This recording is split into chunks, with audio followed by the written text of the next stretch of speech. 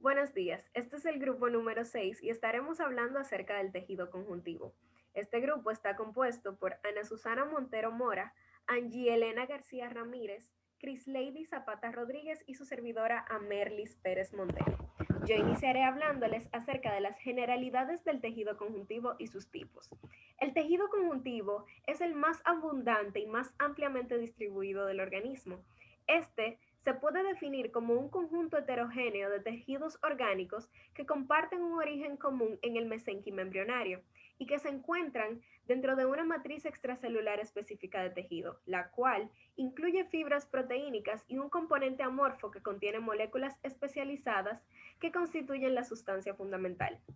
El tejido conjuntivo está delimitado por las láminas basales de los diversos epitelios, por las láminas externas de las células musculares y las células de sostén de los nervios. Algunas de las características de este tejido son que proporciona continuidad con el resto de tejidos y con otros componentes de este tejido para conservar al cuerpo integrado desde el punto de vista funcional. También presenta diversos tipos de células, tiene abundante material intercelular, tiene gran capacidad de regeneración y es un tejido vascularizado a diferencia del tejido epitelial. Existen diferentes tipos de tejido conjuntivo que tienen a cargo una gran cantidad de funciones, las cuales son un reflejo de los tipos de células y fibras que se presentan en este tejido y en la composición de la sustancia fundamental de la matriz extracelular.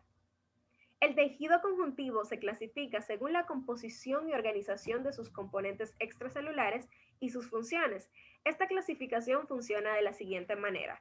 Primero tenemos el tejido conjuntivo embrionario que se divide en el mesénquima y el tejido conjuntivo mucoso. Luego tenemos el tejido conjuntivo del adulto que a su vez se divide en tejido conjuntivo laxo y tejido conjuntivo denso. Luego tenemos una clasificación de los tejidos conjuntivos llamados especializados, que se dividen en cartilaginoso, óseo, sanguíneo, hematopoyético y linfático, los cuales no estaremos detallando ahora mismo porque serán abordados más adelante en la materia. El tejido conjuntivo embrionario está presente en el embrión y dentro del cordón umbilical. Este se clasifica en dos subtipos, el mesénquima, que se halla principalmente en el embrión y da origen a los diversos tejidos del cuerpo. Este contiene pequeñas células fusiformes de aspecto relativamente uniforme. Las evaginaciones, las cuales son las salidas de un órgano o parte del cuerpo hacia afuera de la vaina, el saco o la cavidad donde normalmente está contenido, se extienden a partir de estas células y entran en contacto con evaginaciones similares de las células vecinas para formar una red celular tridimensional. Su espacio extracelular está ocupado por una sustancia fundamental viscosa. También en este tejido hay presencia de fibras reticulares y de colágeno, las cuales son muy finas y escasas debido al poco estrés físico al cual está sometido el feto en crecimiento. Luego tenemos el tejido conectivo mucoso, el cual se encuentra en el cordón umbilical y se trata de una matriz extracelular especializada de aspecto gelatinoso compuesto en su mayoría por ácido hialurónico. Este tejido contiene una sustancia fundamental llamada gelatina de Wharton, que ocupa los grandes espacios intercelulares ubicados entre las fibras de colágeno finas y onduladas. Las células fusiformes de este tejido están bien separadas y se asemejan bastante a los fibroblastos del cordón umbilical de término.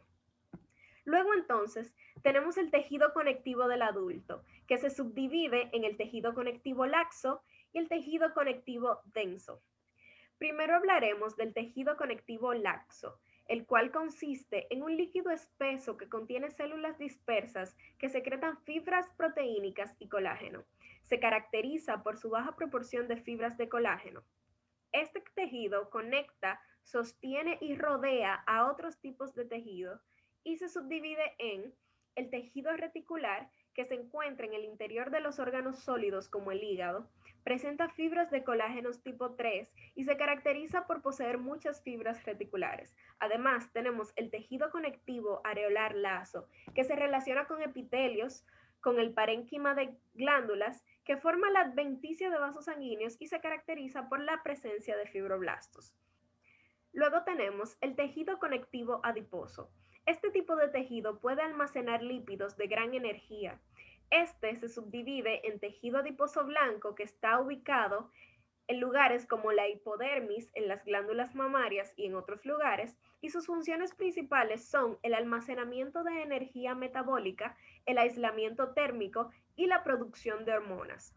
También tenemos el tejido adiposo pardo, el cual es bastante abundante en el neonato debido a que su función principal es la termogénesis o la producción de calor.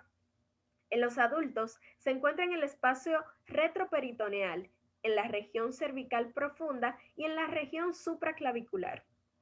Luego tenemos el tejido conectivo denso, el cual se caracteriza por su elevada proporción de fibras de colágeno densamente empaquetadas con fibroblastos pocos activos, y también porque las fibras en este tejido predominan en relación a la cantidad de células que posee. El tejido conectivo denso se divide en el tejido conectivo denso regular, en el cual sus fibras van dirigidas en una sola dirección y se ubica en los tendones y ligamentos que unen los músculos y huesos. Luego tenemos el tejido conectivo denso y regular, que posee grandes cantidades de fibras colágenas, las cuales se perciben que van en todas direcciones y se encuentran en la dermis y en las cápsulas que se encuentran alrededor de los órganos. Y por último, tenemos el tejido conjuntivo denso elástico, en el cual predominan las fibras elásticas y se encuentra en el ligamento amarillo del cuello, de la columna vertebral y en la túnica media de las arterias. Ahora estaré pasando con mi compañera Ana, quien les estará hablando acerca de las fibras del tejido conjuntivo. Hola a todos, mi nombre es Ana Susana Montero Mora y yo les estaré hablando acerca de las fibras del tejido conjuntivo. Las fibras del tejido conjuntivo están presentes en distintas cantidades según las necesidades estructurales o también la función del tejido conjuntivo. Cada tipo de fibra es producido por los fibroblastos y se compone de proteínas de cadenas péptidas largas. Las fibras del tejido conjuntivo se clasifican en tres grandes grupos. El primero de estos son las fibras de colágeno. Las fibras de colágeno son el componente estructural más abundante en todo el tejido conjuntivo. Son flexibles y poseen una resistencia tensora notable. Bajo el microscopio óptico, las fibras de colágeno aparecen como estructuras onduladas con un espesor variable y una longitud indeterminada. Se tiñen fácilmente con eosina y otros colorantes ácidos, aunque también se pueden teñir con el azul de anilina, utilizado en la técnica tricómica de Mallory para el tejido conjuntivo, o con el verde luz que se utiliza o es utilizado en la técnica de Mason. En las fibras de colágeno podemos observar a través de la microscopía electrónica unas subunidades de filamentos finos, las cuales se denominan fibrillas de colágeno. Dentro de cada fibra, las fibrillas pueden tener un diámetro relativamente uniforme. Sin embargo, en distintos sitios y en distintas etapas, estas fibrillas pueden variar su tamaño. En los tejidos en desarrollo, o también conocidos como tejidos inmaduros, estas fibrillas pueden tener no más de 15 a 10 nanómetros de diámetro. En el tejido denso regular, que se encuentra en los tendones, y en otros tejidos que están sujetos a una tensión considerable, estas fibrillas pueden medir hasta unos 300 nanómetros de diámetro. Realmente, las fibrillas de colágeno presentan un patrón de bandas transversales de unos 68 nanómetros de diámetro. Este patrón de bandas es un reflejo de la estructura en subunidades de la fibrilla, específicamente de su tamaño, de la forma de las moléculas de colágeno y también de la disposición de las moléculas que forman la fibrilla. Cada molécula de colágeno consiste en tres cadenas en 3 cadenas polipépticas denominadas cadenas alfa. Las cadenas alfa se entrelazan para poder formar una hélice triple dextrógira. Desde el punto de vista genético, tenemos por lo menos de 5 a 10 tipos de moléculas de colágeno. Tenemos el tipo 1, tenemos el tipo 2, donde podemos encontrar, lo podemos encontrar en el cartílago. Tenemos el tipo 3, el cual se puede observar como fibras delgadas de reticulina y lo podemos encontrar en la piel, en el útero y en la aorta. Tenemos el tipo 4 que se encuentra en las membranas basales y tenemos el tipo 5 que lo podemos encontrar alrededor de las células. Los fibroblastos, condroblastos, osteoblastos, cementoblastos y odontoblastos son elaboradores de fibras de colágeno. Las fibras no se forman en el interior de las células. Las fibras se forman en la superficie o en el exterior de las mismas. Las fibras se fijan a la sustancia fundamental y pasan a ser parte o a formar parte, perdón, de las matrices que forman los tejidos duros dentales. Las fibras de colágeno son las más comunes, puesto que estas aportan resistencia y consistencia al tejido. Las moléculas del colágeno se sintetizan mayormente por las células del tejido conjuntivo. Las mismas comprenden los equivalentes a los fibroblastos, pero en distintos tejidos, como por ejemplo los condrocitos en el cartílago, los osteoblastos en los huesos y también los pericitos en los vasos sanguíneos. Además, las moléculas de colágeno que se encuentran en la membrana basal son producidas por las células epiteliales. La síntesis de colágeno es regulada por interacciones complejas donde intervienen factores como el crecimiento, factores de hormonas también y factores de citocinas.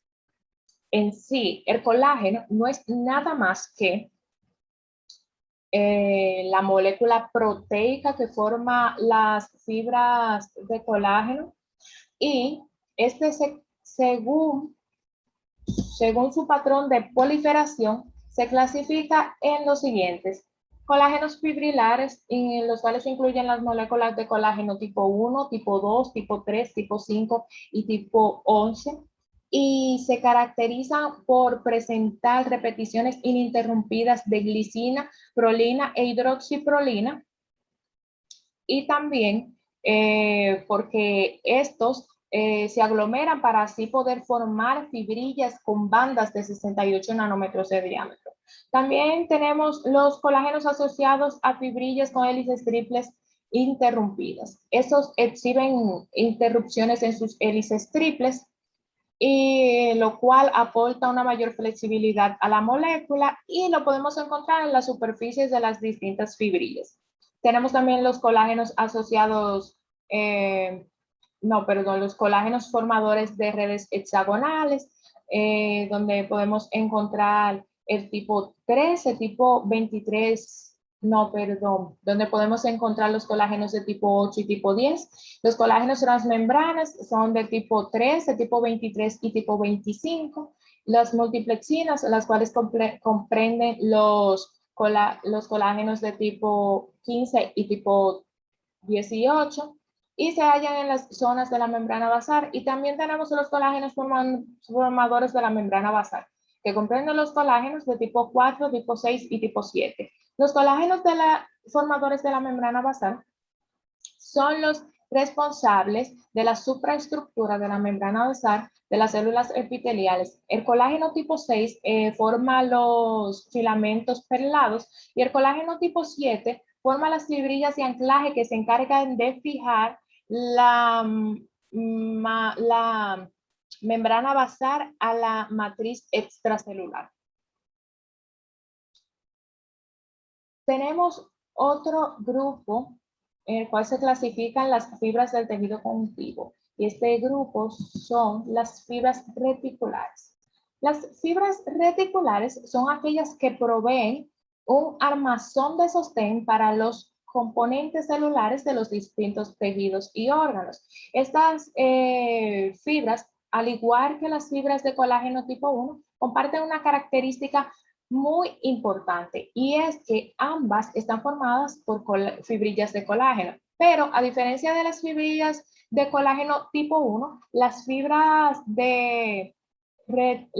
reticulares están formadas por colágeno tipo 3.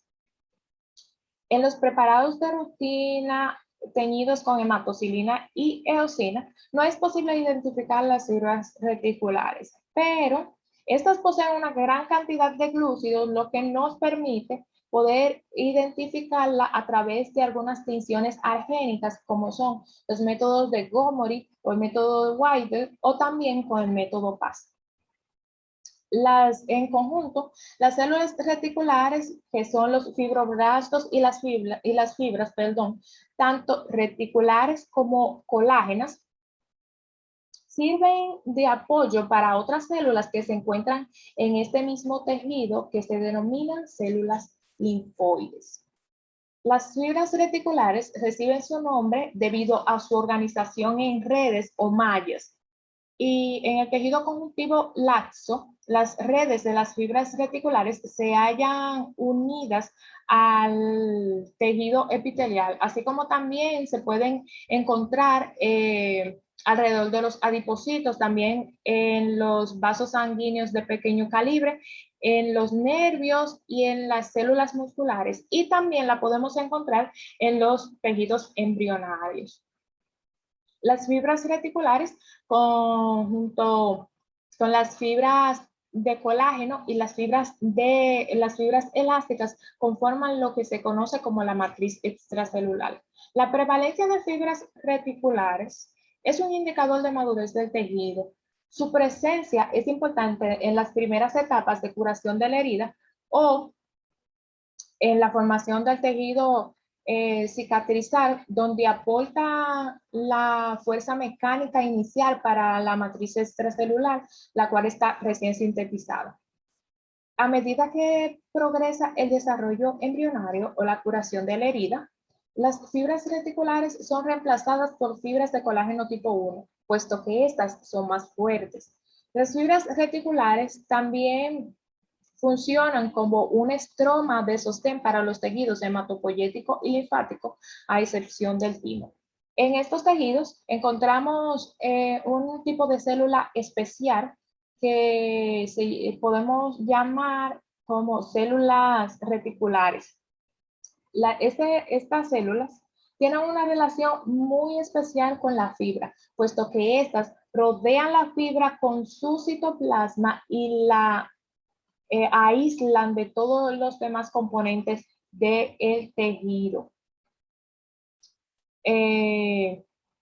Realmente, en la mayoría de los sitios, las fibras reticulares están producidas o son producidas por los fibroblastos, pero existen algunas excepciones a esta regla, excepciones a las cuales son muy importantes, como es el caso de el endoneuro en los nervios periféricos, donde las células de Schwann secretan fibras reticulares. También tenemos la túnica media de los vasos sanguíneos y tenemos la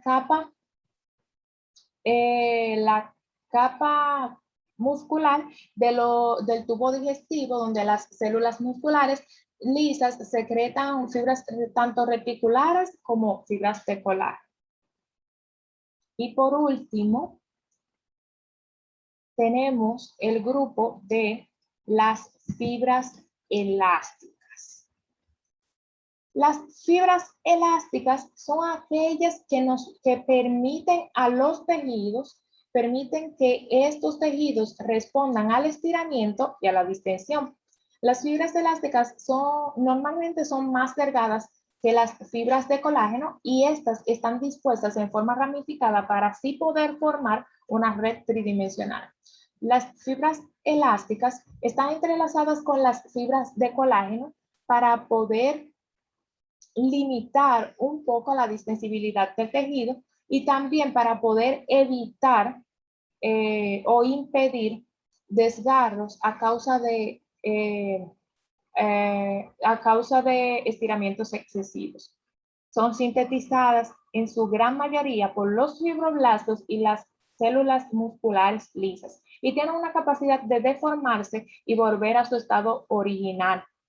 Y se tiñen, realmente estas células no se tiñen del todo bien con eosina, por lo cual no siempre podemos distinguir, estas fibras no se tiñen muy bien con eosina, por lo cual no siempre podemos distinguirlas de las fibras de colágeno en un preparado de rutina teñido con hematocilina y eosina. Pero sí podemos utilizar algunas, algunas tinciones o algunos colorantes, podemos utilizar algunas tinciones especiales, como es el caso de la urceína o como es el caso de la resorcina fucsia.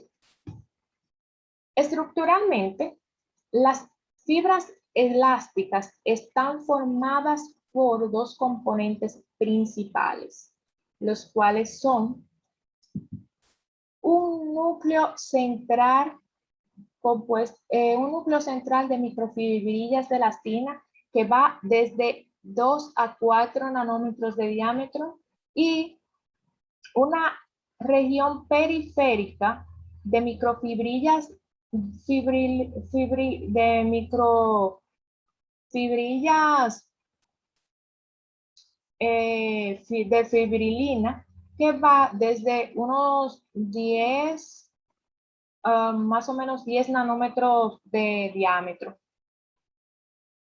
En las fibras elásticas podemos encontrar tres tipos de proteínas, las cuales son la elastina, la fibrilina y la hemidina. La elastina es una proteína que forma parte del tejido conjuntivo. Esta aporta una dureza y una resistencia al tejido, además de proporcionar una mayor elasticidad o flexibilidad a la piel, a los ligamentos y a las arterias. La elastina forma fibras de espesor variable y o capas laminares. La elastina está codificada por uno de los genes más grandes del genoma humano. El gen de la elastina consta de 28 kilobases, aunque menos del 10% contiene la secuencia codificada de la elastina. También tenemos lo que es la fibrilina, que es una glucoproteína esencial para la formación de fibras elásticas. La elastina es el mayor componente de microfibrillas que constituyen un armazón en el cual se deposita la elastina. Y por último tenemos lo que es la hemilina. La hemilina es una glucoproteína que se encuentra en la interfase de la elastina y las microfibrillas de fibrilina y que es probable que ésta regule el depósito de elastina durante la formación de nuevas fibras. Esto es todo de mi parte. Los dejo con mi compañera Amy, que estará hablándoles acerca de la matriz extracelular. Buenos días, mi nombre es Angie Elena García Ramírez y yo les voy a estar hablando sobre la matriz extracelular. La matriz extracelular es una compleja e intrincada red estructural que rodea y sostiene las células dentro del tejido conjuntivo. Estas contienen una variedad de fibras como las fibras de colágeno y elásticas que se forman a partir de los distintos tipos de proteínas estructurales. Todas las moléculas halladas en la matriz extracelular comparten los dominios comunes y la función de la matriz extracelular tiene que ver principalmente con las interacciones entre las moléculas. Cada una de las células del tejido conjuntivo secreta una porción diferente de moléculas en la matriz extracelular. Estas contribuyen a la formación de muchas organizaciones arquitectónicas. La matriz extracelular provee al tejido sostén mecánico y estructural, además de fuerza tensora. También actúa como una barrera bioquímica y colabora con la regulación de las funciones metabólicas de las células que rodean. También fija las células en los tejidos mediante moléculas de adhesión, célula matriz extracelular, y ofrece vías para la migración celular. Un ejemplo de esta es la duración de cicatrización de heridas, el tiempo en que tarda en cicatrizar una herida. La matriz también puede unir y retener factores de crecimiento que a su vez modulan la proliferación celular con la ayuda de las moléculas de adhesión celular. La matriz extracelular también influye en la transmisión de información a través de la membrana plástica de las células del tejido conjuntivo. Por lo tanto, la opción actual acerca de los componentes de la matriz extracelular, fibras y moléculas de la sustancia fundamental, es que forman un sistema dinámico e interactivo que informa a las moléculas sobre los cambios bioquímicos y mecánicos en su entorno extracelular.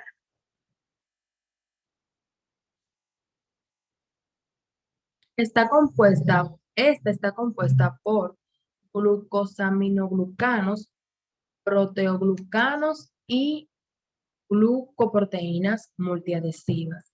La sustancia fundamental es una sustancia vigosa y transparente, resbalosa al tacto y tiene un alto contenido de agua. La sustancia fundamental está compuesta principalmente por tres moléculas. Estas son los proteoglucanos, macromoléculas que tienen un gran tamaño, que tienen un gran tamaño y están compuestas por un núcleo proteínico, y las moléculas de glucosaminoglucanos, que están unidas en forma covalente a los proteoglucanos y las glucoproteínas multiadhesivas. La magnitud y la estructura de los integrantes de los tres grupos de moléculas representa una enorme variación en la matriz. El GAG, llamado hialuronano, ácido hialuronano, merece atención especial, ya que se distingue de los otros ácidos.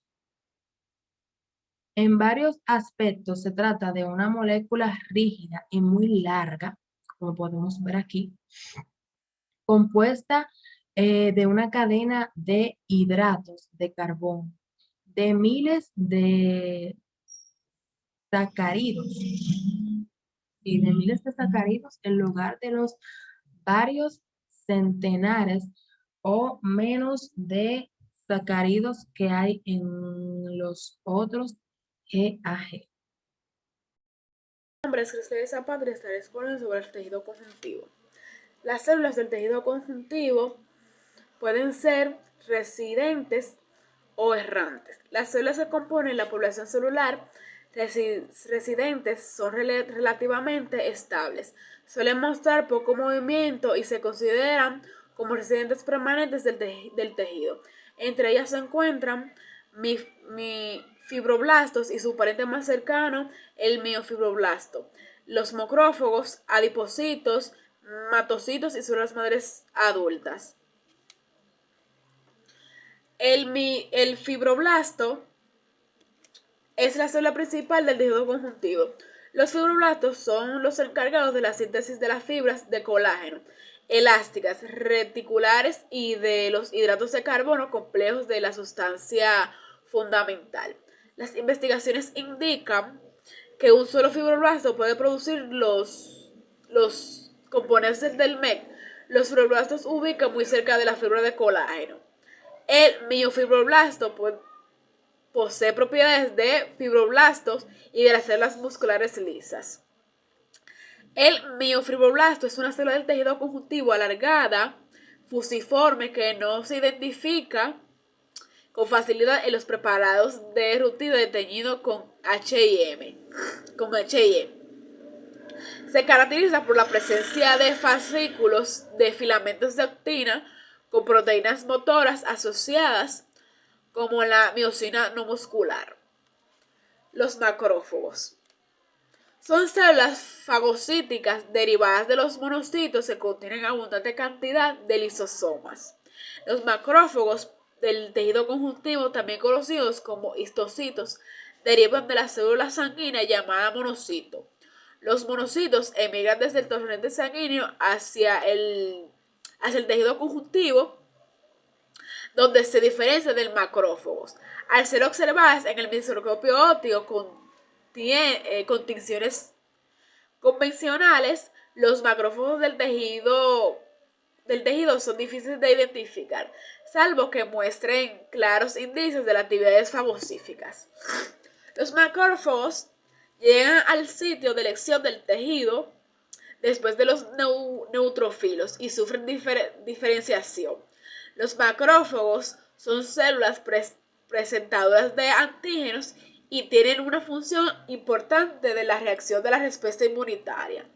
De manera alternativa, los macrófagos actúa para resolver la inflamación y promueve la reconstrucción del MEC y la proliferación de células y la angiogénesis.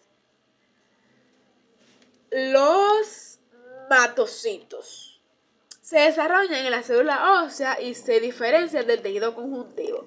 Los mastocitos son células del tejido conjuntivo ovoide de gran tamaño, con un núcleo esferoidal y un citoplasma lleno de grandes gránulos, muy basófilos.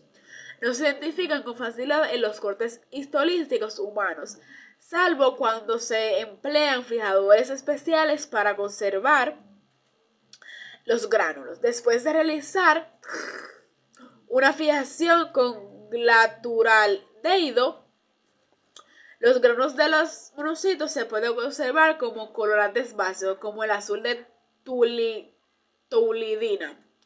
Con este colorante, los granos se tiñen de forma intensa y metacromática porque contienen heparina, un proteoglonato muy sulfato. El citoplasma contiene pequeñas cantidades de mitocondrias y un aparato de Golgi. Los monocitos contienen gránulos muy basófilos, aunque almacenan sustancias conocidas como mediadores de inflamación. Los mediadores producidos por los matocitos se clasifican en dos categorías. La primera, que es los mediadores preformados, que se almacenan en gránulos de secreción y se libran con activación celular. Y la segunda, que son los mediadores neosintetizados, que se suelen estar ausentes en las células y en reposo, aunque son producidos secretados por los mastocitos activados. Basófilos. Los basófilos se desarrollan y diferencian en la médula ósea, componen muchas características de los matocitos. Los basófilos son granulocitos que circulan en el torrente sanguíneo, constituyendo menos del 1% de los leucocitos, que son los glóbulos blancos, de la sangre periférica. En términos de desarrollo, su linaje está separado del de los monocitos, a pesar de compartir una célula procariota común en la médula ósea. Los basófilos se desarrollan y maduran en la médula ósea y son liberados hacia la circulación como células maduras. Poseen también muchas otras características comunes como los mastocitos y como los gránulos de secreción basófilos. La capacidad de secretar mediadores de semejanza y una abundancia de receptores de alta afinidad para los anticuerpos de y eje E en la membrana muscular, en la membrana celular.